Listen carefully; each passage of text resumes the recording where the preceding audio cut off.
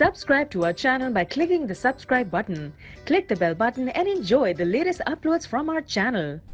Hello viewers, আসসালামু আলাইকুম। আমি আওয়াল আপনাদের সবাইকে স্বাগতম জানাচ্ছি মাইক্রোসফট ওয়ার্ড অ্যাপ্লিকেশনে আরেকটি নতুন এপিসোডে। বন্ধুরা, আজকের এই এপিসোডে আমরা তিনটি বিষয় নিয়ে কথা বলবো। প্রথমত কথা বলবো আমরা কভার পেজ সম্পর্কে, দ্বিতীয়ত কথা বলবো ব্ল্যাক পেজ সম্পর্কে, তৃতীয়ত কথা বলবো আমরা পেজ ব্রেক সম্পর্কে। আজকের এই তিনটি অপশনের কাজ আমরা স্টেপ বাই স্টেপ শিখবো, কীভাবে এগুলো ব্যবহার করতে হয় তার A to Z। তাহলে চলুন টিউটোরিয়াল শুরু করি। তো এই অপশনগুলো আমরা কোথায় খুঁজে পাবো এই মাইক্রোসফট ওয়ার্ডের ভিতরে? এটা খুঁজে পাওয়ার একটা অপশন হচ্ছে, সেটা আমরা পাবো ইনসার্ট অপশনে। তো এখান থেকে আমি সরাসরি ইনসার্ট অপশনে ক্লিক করলাম। তো ইনসার্ট অপশনে ক্লিক করার সাথে সাথে আপনি দেখতে পাচ্ছেন সবার বাম পাশে আমাদের এখানে কিন্তু পেজ সম্পর্কে একটি অপশন চলে আসছে। এর পেজের ভিতরে কী আছে দেখতে পাচ্ছেন, সবার উপরে দেওয়া আছে কভার পেজ, তারপরে দেওয়া আছে ব্ল্যাঙ্ক পেজ, তারপরে দেওয়া আছে পেজ ব্রেক।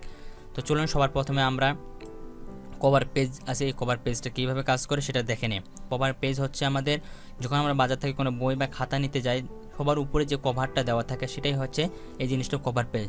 যদি আমরা মাইক্রোসফট ওয়ার্ডে কোনো ডকুমেন্ট তৈরি করি এবং সেই ডকুমেন্টটার যদি একটি কভার পেজ দিতে চাই, তাহলে জাস্ট আমরা এই কভার পেজ অপশনে ক্লিক করব। ক্লিক করার পর দেখবেন নিচে অনেকগুলো পেজ চলে আসবে। তো এখান থেকে আপনাদের যে পেজটি পছন্দ হয় বা যে পেজটি আপনার দরকার, জাস্ট এইভাবে সেই পেজটি সিলেক্ট করে দিবেন।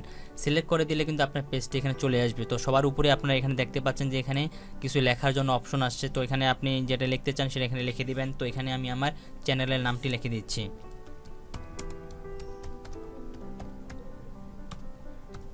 তো দেখতে পাচ্ছেন এখানে আমি আমার চ্যানেলের নামটি লিখে দিচ্ছি। তারপরে আপনি যদি চান তো এই লেখাটাকে কাস্টমাইজ করতে পারেন।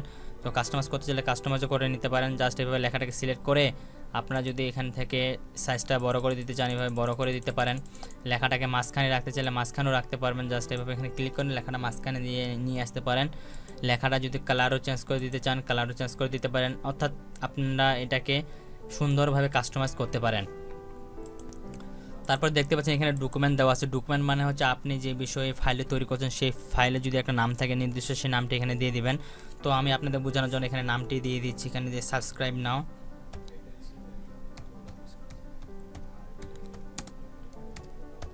তো এখানে আমি টাইটেল নাম দিলাম সাবস্ক্রাইব নাও। তারপরে যদি নিচে আসেন, নিচে দেওয়া আছে কিছু অপশন, দেওয়া আছে কোম্পানির নাম। অর্থাৎ আপনার বইটা যদি কোনো কোম্পানি দ্বারা পাবলিকেশন করেন তাহলে সেই পাবলিকেশনের নাম এখানে দিয়ে দিবেন। তার হচ্ছে কোম্পানি অ্যাড্রেস, যে কোম্পানিটা প্রকাশ করছে সেই কোম্পানির যদি কোনো অ্যাড্রেস থাকে সেই অ্যাড্রেসটা এখানে দিয়ে দিবেন। আর উপরে হচ্ছে অথার, অর্থাৎ যে লিখেছে বইটা, যে বইয়ের লেখক, সেই লেখকের এখানে নামটা দিয়ে দিবেন। ঠিক আছে? তো এইভাবে কভার পেজের কাজটা করা হয়। তো আপনি যদি চান যে না এটা আমার এই পেজটা আমার ভালো হয়নি, আমি অন্য কোনো পেজ দেবো, সেটা আপনি ব্যবহার করতে পারেন। সেটা ব্যবহার করার জন্য একইভাবে আপনাকে ইনসার্ট অপশনে যেতে হবে। ইনসার্ট অপশন থেকে কভার পেজ অপশনে ক্লিক করতে হবে।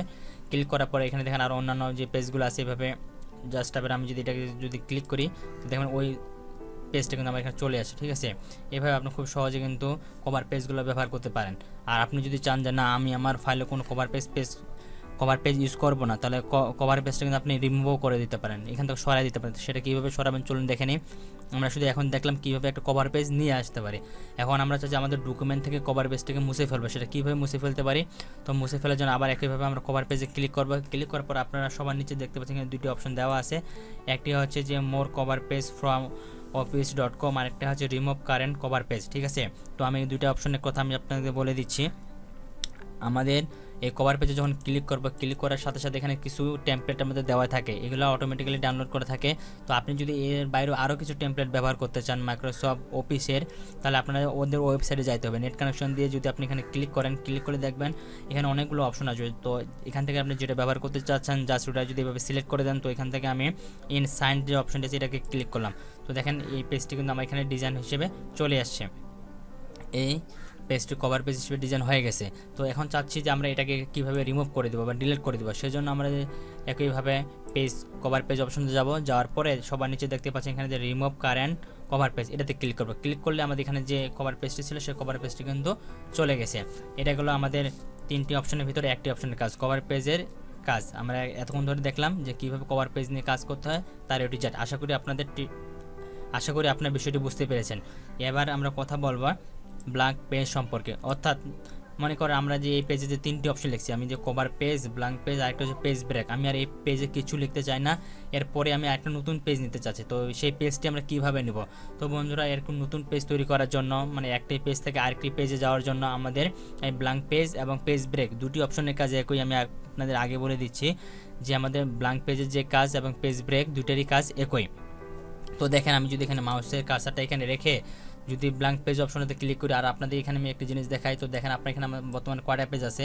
তো দেখতে পাচ্ছেন এখানে আমাদের বর্তমানে একটাই পেজ দেখাচ্ছে, কোনো পেজ নাই শুধু, ঠিক আছে। এখন আমি যদি এখান থেকে পেজ ব্ল্যাঙ্ক পেজে ক্লিক করি, ক্লিক করার সাথে সাথে দেখবেন যে নিচে আমার একটি পেজ তৈরি হয়ে গেছে। তো দেখেন দেখতে পাচ্ছেন প্রথম পেজে ছিল আমাদের 1 2 3 পর্যন্ত, দ্বিতীয় পেজে চলে আসছে কিন্তু সিরিয়াল নাম্বার 4।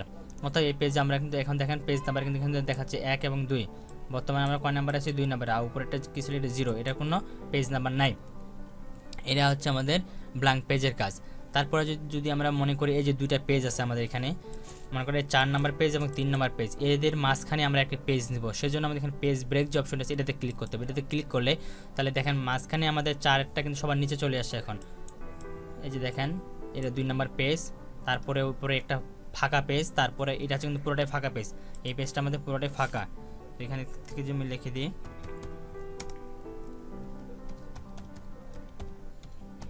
দেখেন এখানে আমি লিখে দিলাম একটি নাম, সেটা হচ্ছে আমার চ্যানেলের নামটা এখানে আমি দিলাম, ঠিক আছে।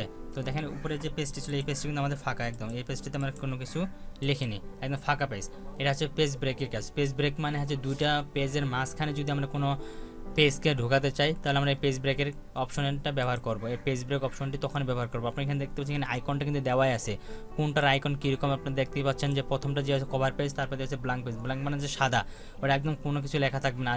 ব্রেক পেজ মানে হচ্ছে দুইটি পেজের মাঝখানে যদি আমাদের আবার নতুন কোনো পেজ তৈরি করার প্রয়োজন পড়ে তাহলে কিন্তু আমরা এই পেজ ব্রেক অপশনটির ব্যবহার করব।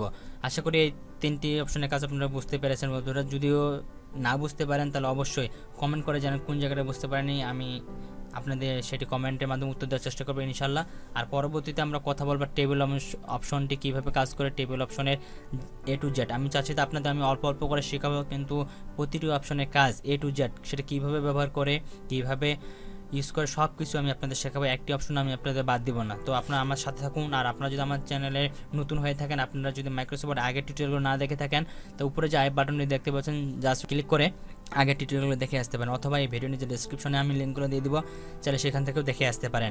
আমি ইতিমধ্যে হোম অপশনে যতগুলো কাজ আছে, হোম অপশনে ক্লিপবোর্ড থেকে শুরু করে ইন্ডিং অপশনটি পর্যন্ত এই অপশনগুলো প্রতিটি অপশনের কাজ আমি করে দিয়েছি। যেমন ক্লিপবোর্ডের ভিতরে আছে কাট, কপি, পেস্ট, ফরম্যাট, প্রিন্টার, ফন্টের ভিতরে অনেকগুলো কাজ আছে, প্যারাগ্রাফের ভিতরে অনেকগুলো কাজ আছে, স্টাইলের ভিতরে অনেক কাজ আছে এবং এন্ডিংয়ের ভিতরে অনেক কাজ আছে। এই প্রত্যেকটি অপশনের কাজ আমি আপনাদের করে দিয়েছি, জাস্ট আপনারা উপরে আই বাটনে থেকে অথবা ভিডিও ডেসক্রিপশনে দেখে আসতে পারেন যদি ভালো লাগে। তো বন্ধুরা এই ছিল আজকে টিউটোরিয়ালে। আশা করি আপনাদের টিউটোরিয়ালে ভালো লেগেছে। যদি টিউটোরিয়ালে ভালো লেগে থাকে এখনই ভিডিওতে লাইক করুন, কমেন্ট করে জানান কেমন হয়েছে। আর এখন পর্যন্ত যারা আপনার চ্যানেলে সাবস্ক্রাইব করেননি প্লিজ চ্যানেলটি এখন সাবস্ক্রাইব করুন পরবর্তী আপডেট সবার আগে পাওয়ার জন্য। তো সবাই ভালো থাকবেন, সুস্থ থাকবেন, দেখা হবে পরবর্তীতে আবার কোনো টিউটোরিয়ালে। আল্লাহ হাফেজ।